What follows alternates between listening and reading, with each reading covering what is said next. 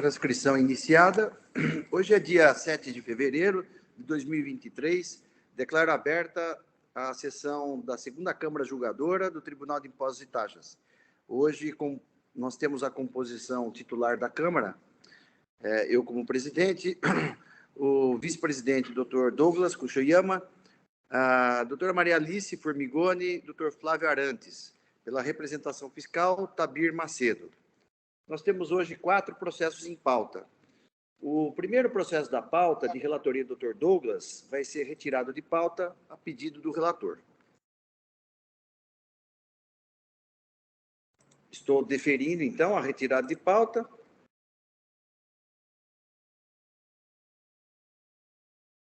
Processo devolvido para a pauta. Temos pedido de sustentação oral por parte da CBD.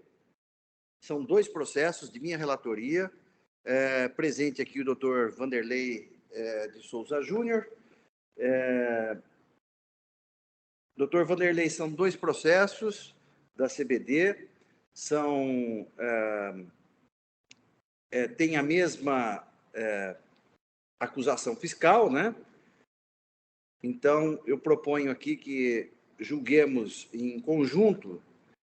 E só vou aqui apresentar aqui o voto, crédito indevido de ICMS, ICMS próprio e retenção, com fundamento no artigo 59, 269 e 270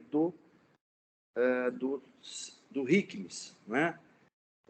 O contribuinte alega que houve aí o acolhimento dos arquivos e que independe, para fins do artigo 271, independe da apresentação ou acolhimento de memória de cálculo, de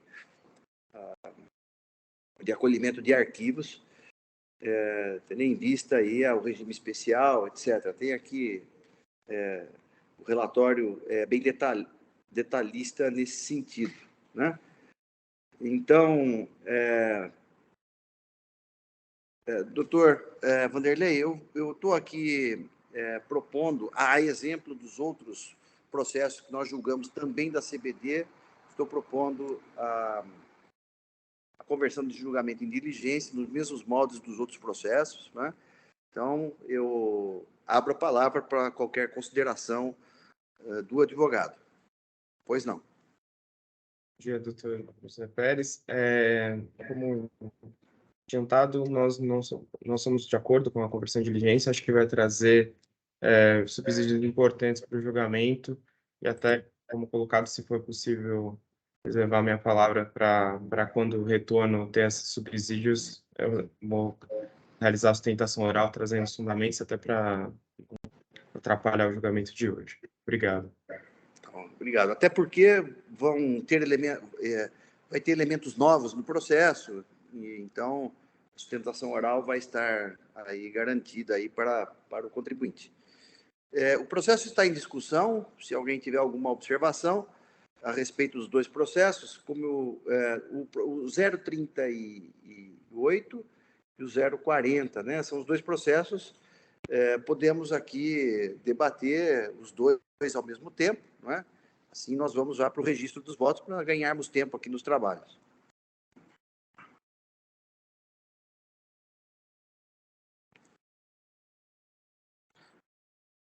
Bom, então, não havendo inscritos, eu estou encerrando os debates do processo do AIN 4, 146.038.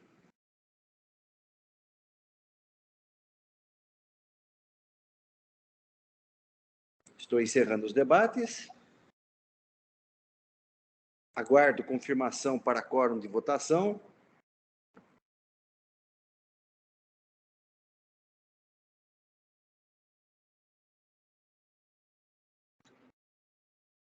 Todos confirmados. Processo em votação.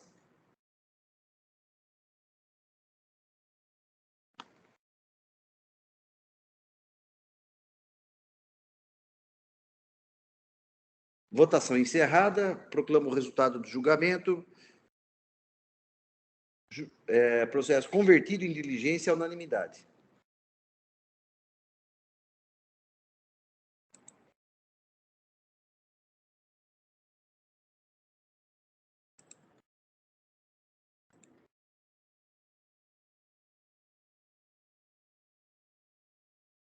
Julgamento encerrado. Passamos para o próximo processo da pauta, que é também da CBD, o 4.146.040. Os debates já foram feitos a respeito do processo. Estou, então, encerrando os debates. Aguardo confirmação de quórum para a votação.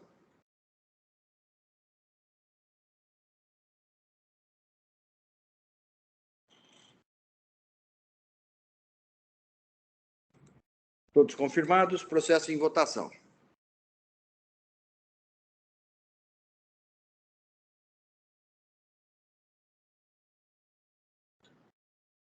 Votação encerrada. Proclamo o resultado do julgamento. Julgamento convertido em diligência, à unanimidade.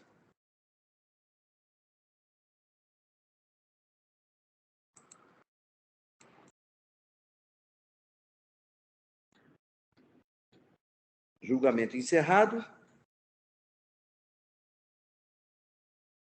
E com o julgamento desses dois processos, doutor Vanderlei, nós encerramos, então, os dois processos CBD convertido em julgamento. Julgamento convertido em diligência. Desculpe. Agradeço, doutor Erivaldo, e desejo ótima sessão a todos. Ótimo dia. Obrigado. Obrigado. Passamos, então, ao próximo processo da pauta. Relatoria do Dr. Flávio José Sanches Arantes, Malosso Bioenergia, o processo Boain ao 4, 146.077.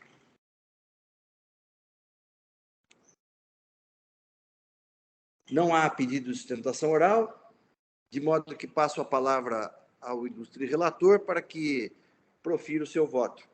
Doutor Flávio, com a palavra. Bom dia a todos novamente. Esse auto de infração, ele tem 4 itens de acusação, e nós estamos julgando aqui um recurso ordinário contra a decisão que julgou procedente as acusações. O item 1, ele é de falta de pagamento do imposto devido pela entrada de cana-de-açúcar no estabelecimento fabricante, nos termos do diferimento previsto no artigo 345, parágrafo 1º do RICMES, no período de julho de 2019 a novembro de 2020. O item 2 é de falta de recolhimento do imposto por meio de guia de arrecadação estadual, relativo a 70% do imposto incidente na saída de etanol hidratado combustível para distribuidora não credenciada nos termos do artigo 418-P3A do RICMES. Os fatos geradores são de junho de 2020. O item 3, crédito indevido do imposto, em razão de escriturar diretamente no registro de entradas créditos decorrentes de operações de mercadorias escrituradas pelos CFOPs 1551 e 2551 de compras de bem para o ativo imobilizado. Os fatos geradores são de dezembro de 2019 a dezembro de 2020. O item 4, crédito indevido pela escrituração de documentos de entrada de aquisição de óleo diesel em valor superior ao devido, sendo que as operações foram creditadas considerando a alíquota de 18%, em desacordo com a alíquota de 12% prevista para as operações conforme artigo 54, inciso 6 do RICMES. Então, em linhas gerais, o recurso ordinário ele reitera os argumentos de defesa, pedindo por nova decisão. De forma sucinta, os argumentos de defesa são os seguintes. Em relação ao item 1, que trata da entrada de cana-de-açúcar no estabelecimento, ele alega que são operações de transferência entre estabelecimentos do mesmo titular e que, por não haver circulação jurídica das mercadorias, não ocorre o fato gerador do imposto, razão pela qual pede o cancelamento do item. Em relação ao item 2, ele apresenta a decisão judicial que determina, a título de tutela de urgência, o restabelecimento do credenciamento do destinatário, o que afastaria a tributação sobre as operações. Em relação ao item 3, ele aponta que, em sua maior fração, os créditos glosados referem-se a chapas, tubos e demais perfis de aço, pugnando pelo direito ao crédito. Em relação ao item 4, ele argumenta que, no caso do óleo diesel, teria o direito ao crédito pela alíquota de 12%, ao passo que a glosa do crédito teria sido integral, entendendo que deveria recair apenas sobre o excesso. Então, esses são os principais argumentos do recurso ordinário, e eu passo, então, a leitura do voto, como não vai haver sustentação oral, é a partir do item 13 do voto. Então, no item 1 do auto de infração, está sendo acusado a falta de pagamento do imposto devido pelas entradas de cana-de-açúcar para industrialização no estabelecimento, conforme previsto no artigo 345, parágrafo 1º do RICNES. Não há controvérsia nos autos sobre a aplicação ou não da legislação supra aos fatos acusados. Em sua defesa, a recorrente alega, em síntese, que não incide o ICMS sobre as operações, por se tratar de transferência entre estabelecimentos da mesma empresa. Inicialmente, observo que nem todas as operações acusadas no item 1 do auto de infração enquadram-se no conceito de transferência previsto no artigo 4º, inciso 5 do RICMES. Analisando as operações acusadas nos subitens 1.1 e 1.2 do item 1, conforme demonstrativo de folhas 38 e 39, verifica-se que são operações de compra e venda entre estabelecimentos de empresas distintas, figurando a recorrente como compradora, sendo a mercadoria adquirida de outras empresas com CNPJs base diferentes, conforme DANFs de folhas 40 a 102.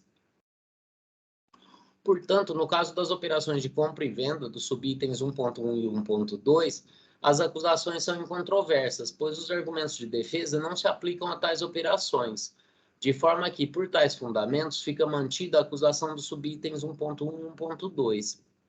Em relação aos subitens 1.3 a 1.11, que realmente tratam de transferência entre estabelecimentos do mesmo titular, em que pese a argumentação apresentada pela recorrente, argumentação esta que inclusive prevalece no colegiado desta Câmara, entendo que não há autorização legislativa neste momento para aplicação da jurisprudência emanada do Poder Judiciário ao presente caso, em razão do óbice do artigo 28 da Lei 13.457.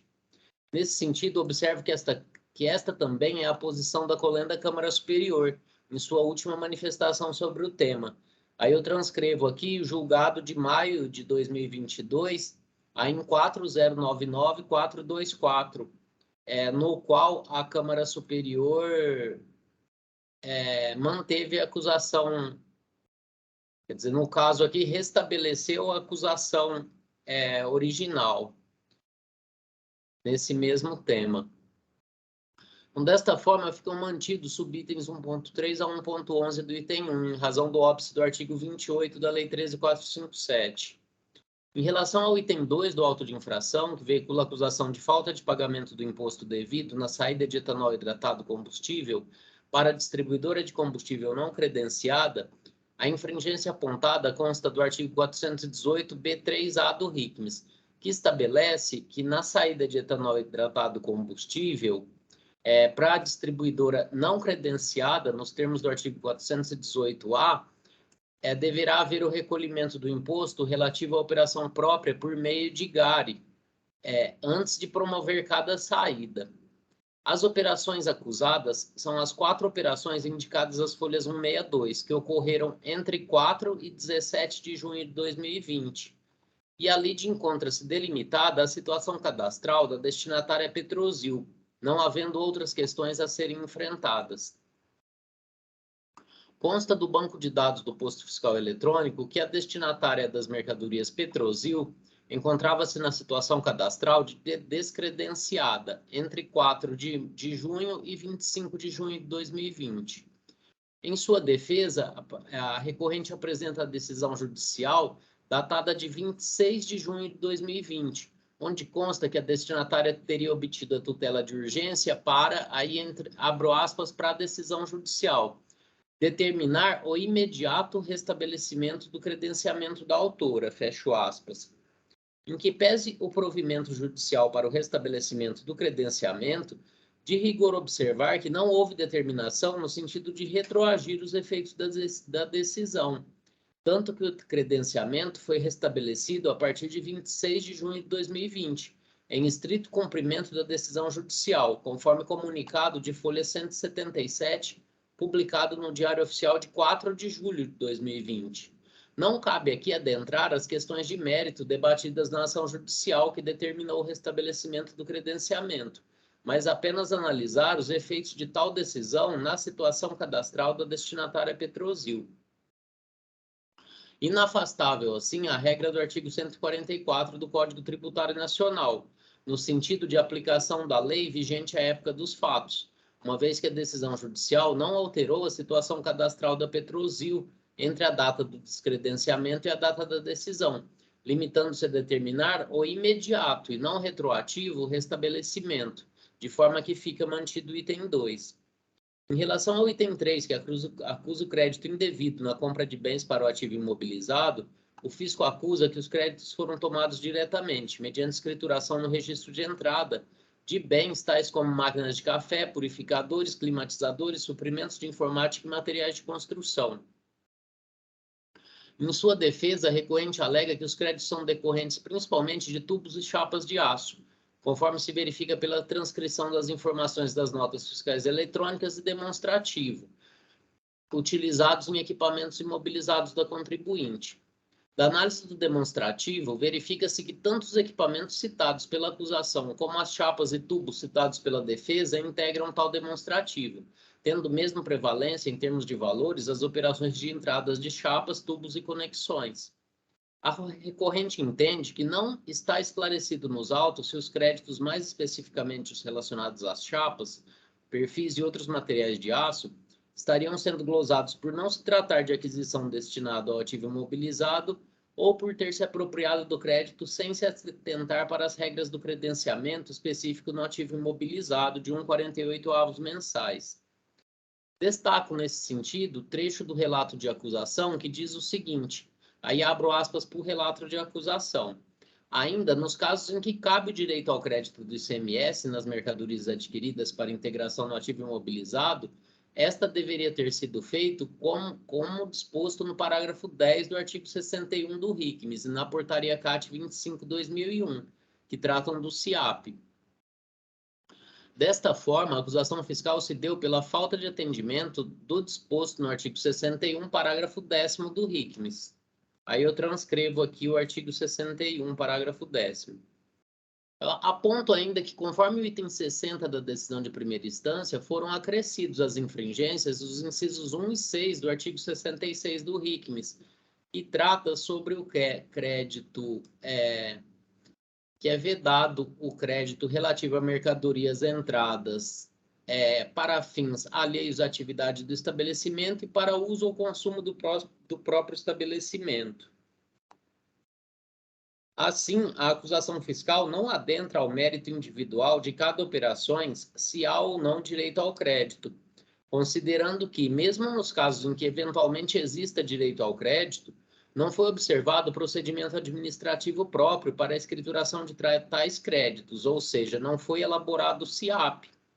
Nesse sentido, pela impossibilidade de creditamento de bens do ativo permanente sem a escrituração do SIAP, eu cito aqui dois precedentes, o 4.126.180.0 e o 4.037.089.6, onde a decisão foi pela impossibilidade de reconhecimento dos créditos na falta de escrituração do SIAP. Ademais, observo que a recorrente nada trouxe aos autos sobre o destino dado às chapas, tubos e demais perfis de aço, se de fato foram utilizados como material para a construção de bens imóveis, conforme presume a acusação fiscal, ou se foram utilizados para finalidade diversa. Diante do exposto, tendo a recorrente classificado as entradas como sendo para o ativo permanente e não tendo cumprido as obrigações acessórias pertinentes ao crédito na espécie, deixando de escriturar o SIAP, entendo procedente a acusação fiscal, restando prejudicada a análise do direito material ao crédito, mesmo porque tais informações não foram trazidas aos autos de forma objetiva pela recorrente, que em seu recurso se limita a afirmar que os materiais foram adquiridos e empregados em acréscimos ao ativo imobilizado. Fica mantido o item 3. Em relação ao item 4, que trata do crédito referente à entrada de óleo diesel tomado pela alíquota de 18%, a recorrente limita-se a argumentar que, nesse caso, a glosa deveria recair apenas sobre a diferença maior, sob pena de erro na determinação da matéria tributável. Em rápida análise ao demonstrativo de folhas 280, é possível conferir que foi glosado apenas o excesso. Aí eu dou um exemplo aqui na nota, no sentido de que foi glosado apenas o excesso, sendo improcedente o argumento da recorrente. E fica mantido o item 4 também. É esse o voto, senhor relator, senhor presidente.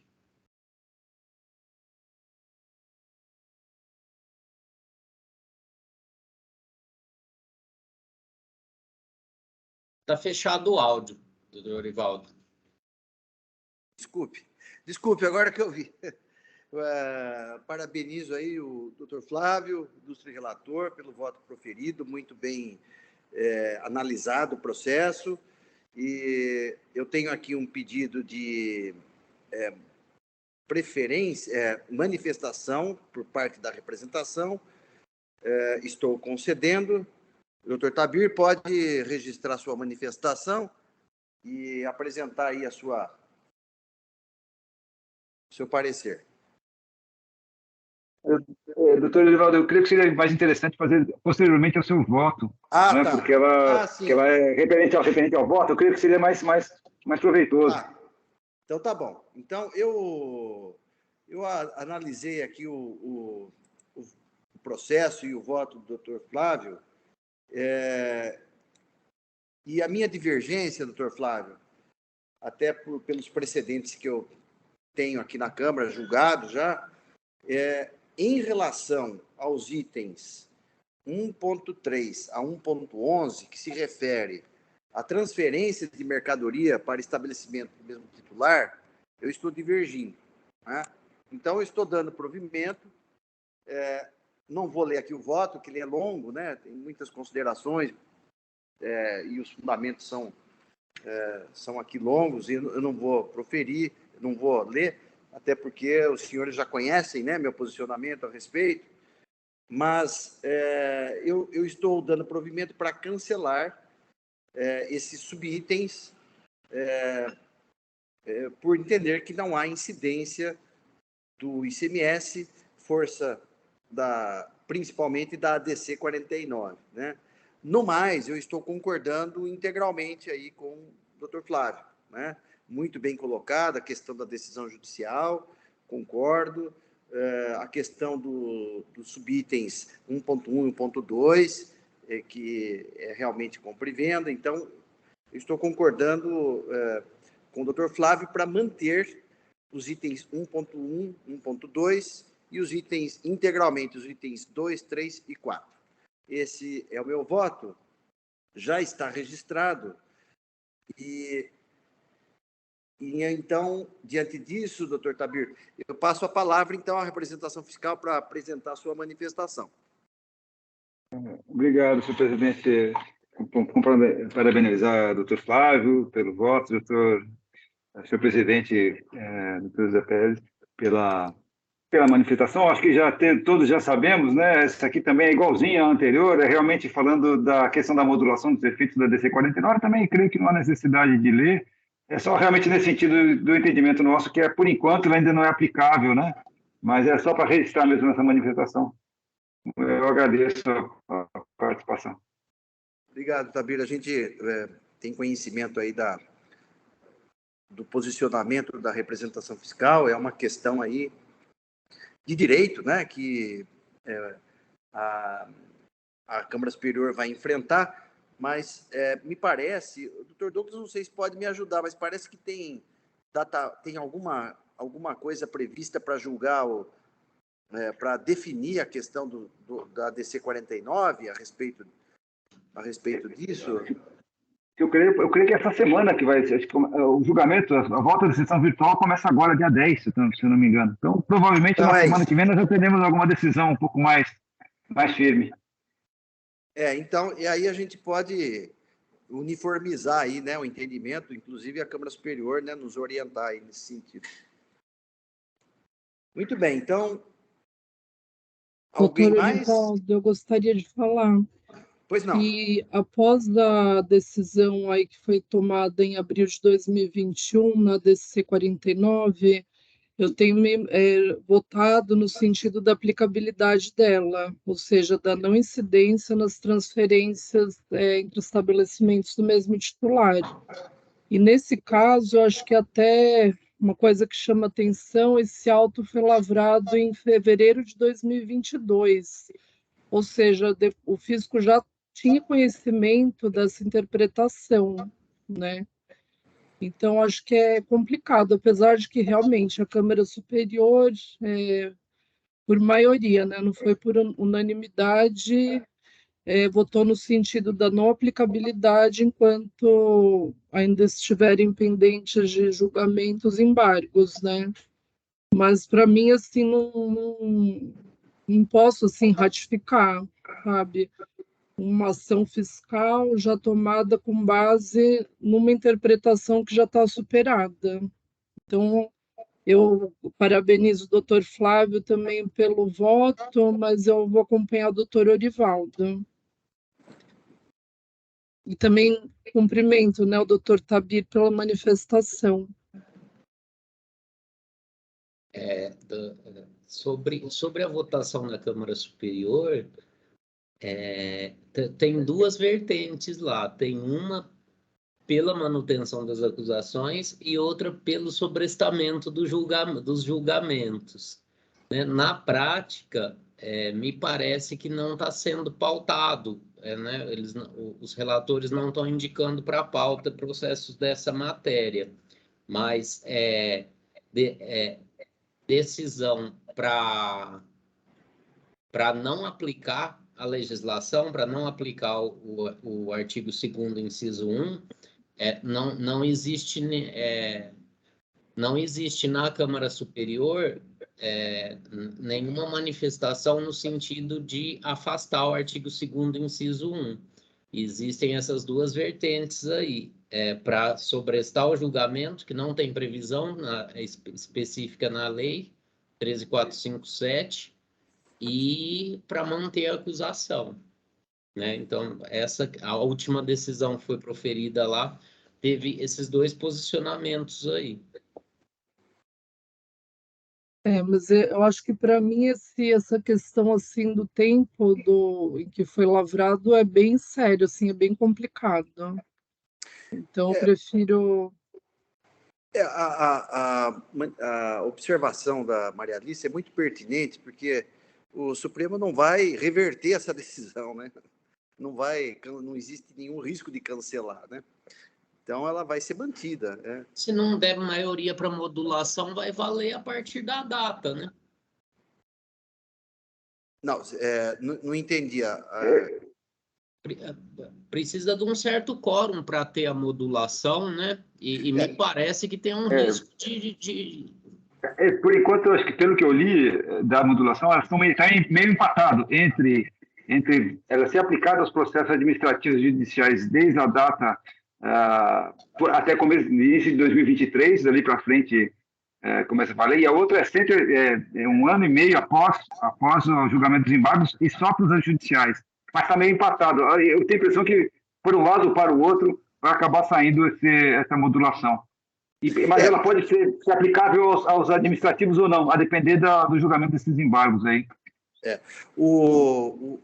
Se não der, se a modulação não der quórum para modulação, eu não sei se já tem quórum, mas se não der quórum, o efeito é ex-tunc, né? Vai pegar tudo, inclusive quem não está. Estatisticamente, historicamente, né? O Supremo ele engloba processos judiciais e administrativos, digamos, vários temas, né, no mesmo sentido. Eu acredito que o administrativo não faz sentido o administrativo ficar fora, né? Mas o Supremo é uma surpresa, né? Aguardemos. Isso aí. Doutor Douglas, alguma observação? Não, eu parabenizo o doutor Flávio pelo voto, bastante completo e como sempre. Parabenizo o doutor Orivaldo e o Tabir pelas manifestações, mas eu também, assim como a doutora Maria Alice, eu vou acompanhar, vou pedir vênia aí para o doutor Flávio e para o doutor Tabir, vou acompanhar o voto do presidente. Muito bem, então, diante da manifestação de todos, eu estou encerrando os debates. Eu, então, peço que os senhores juízes confirmem presença para quórum de votação.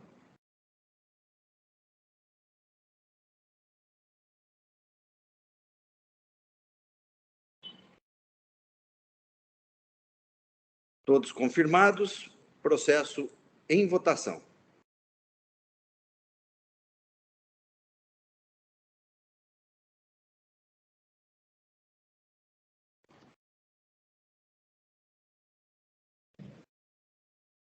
Votação encerrada. Proclamo o resultado do julgamento. Por maioria, prevaleceu o voto preferência, que cancelou os subitens 1.3 a 1.11, a questão da DC 49, mantido o auto de infração no mais, acompanhando aqui o ilustre relator, os itens 1.1 e 1.2 e os itens integralmente 2, 3 e 4 ficaram mantidos. Esse é o resultado final.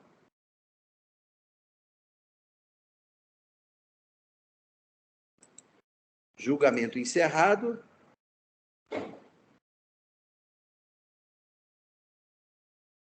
Com o encerramento deste julgamento, nós cumprimos, então, a pauta de hoje. Eu declaro, então, encerrada a sessão da segunda Câmara Julgadora do Tribunal de Impostos e Taxas. Estou encerrando a sessão do EPAT. Sessão encerrada. Eu peço, então, ao Oswaldo que encerre a gravação, agradecendo a todos pela objetividade, pela produção.